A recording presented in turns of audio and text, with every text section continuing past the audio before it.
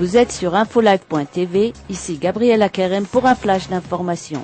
Les membres du quartet du Moyen-Orient, l'ONU, l'Union européenne, la Russie et les États-Unis ont annoncé mercredi la nomination du ministre britannique sortant Tony Blair en tant que délégué de paix entre Israël et les Palestiniens. Blair agira en faveur d'une solution régionale au Moyen-Orient. Suite à une demande de la famille royale jordanienne, le gouvernement israélien fait des démarches pour rapatrier 4 terroristes jordaniens en Jordanie, où ils serviront une condamnation à perpétuité dans une prison jordanienne. Il y a 17 ans, ces 4 terroristes avaient tué 2 soldats de Tsahal en 2 attaques séparées. Lors d'une réunion avec le vice-secrétaire général de l'OTAN à Bruxelles, Alessandro Minuto-Rizzo, le ministre des Affaires stratégiques israélien Avigdor Lieberman a évoqué la possibilité de déployer des forces de l'OTAN dans la bande de Gaza afin d'empêcher la contrebande d'armes. Ils ont également discuté des questions de coopération en renseignement entre Israël et l'OTAN, ainsi que sur la menace nucléaire iranienne. L'ancien chef de sécurité du Fatah, Mohamed Dahlan, a déclaré mercredi qu'il n'avait pas été étonné par la prise du pouvoir du Hamas dans la bande de Gaza et qu'il en avait averti ses collègues. Dahlan accuse également le Qatar et l'Iran de soutenir le Hamas financièrement par la distribution de centaines de millions de dollars. Le ministre israélien de l'Industrie, du Commerce et du Travail, Eli Yishai, propose de raccourcir la semaine de travail et déclarer le vendredi comme un jour de repos officiel à la place du dimanche qui est actuellement proposé à la Knesset.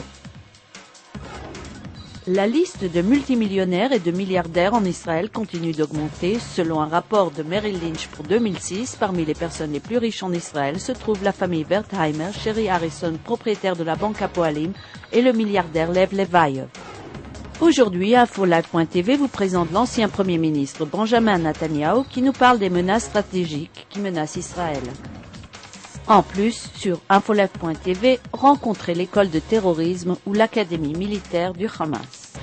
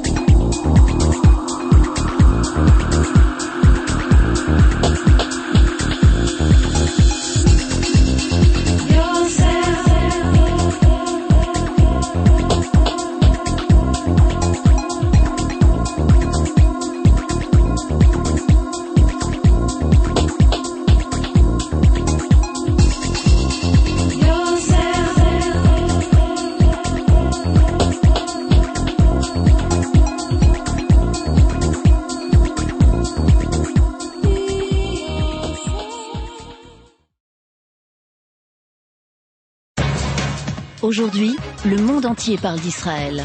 Mais qui parle d'Israël au monde entier, en temps réel, en 4 langues et en direct de Jérusalem? Infolive.tv, la première chaîne de télévision internationale israélienne. 24 heures sur 24, 7 jours sur 7, suivez de l'intérieur l'actualité d'Israël et du Moyen-Orient.